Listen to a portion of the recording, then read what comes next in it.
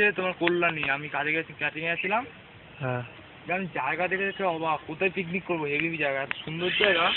মানে সব জায়গায় মনে হচ্ছে পিকনিক করি। মানে সব জায়গায় পিকনিক করি, এমন একটা জায়গা।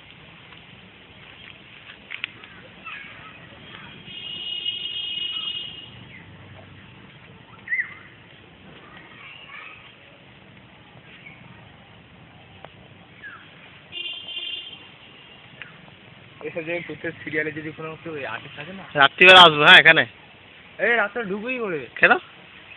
যেটা এলাম এখন দেখতে পারবে না কিছু। হ্যাঁ, টর্চ নিয়ে আসবো। আচ্ছা, টর্চ নিয়ে আসবো।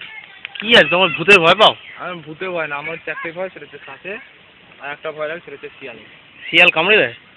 বাবা, শিয়াল করতো। তো শিয়াল লাঠি একটা নিয়ে আসবো, আর সঙ্গে টর্চ। ঢোকা যাবে না। সঙ্গে টর্চ আনবো, আর সঙ্গে শুকনো লঙ্কা নিয়ে আসবো পোড়া। কেন? ও, সাপটা যায়। সাপ শুকনো লঙ্কা গন্ধ সহ্য করতে পারে না। ব্যাস, কাজ শেষ। ভালো না? পেছনে পুকুরের জলে ঠান্ডা লেগে আসছে, একটু হাঁটবে। সে আহাটে হয় না, আহাট। হ্যাঁ, ভূতের সিরিয়াল পুরো বাঁশ বাগান, এই পুরো এটা দেখছে, পুরো বাঁশ বাগান, ওদিকটা তো বাঁশ বাগান। সেই তো পুরো নিস্তব্ধ, একদম নির্ঝুম। ঘেমা যায় না, অ্যাডভেঞ্চার পুরো।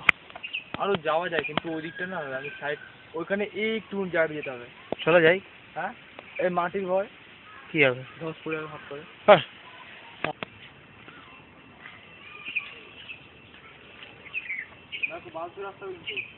আরে কিচ্ছু ধরতে হবে না, তুমি চলো না। এই যে এখান থেকে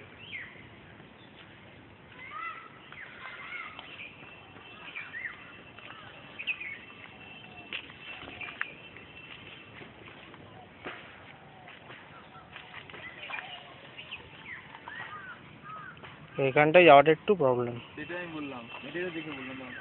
ভেতর দিয়ে যাওয়া যাবে না? না,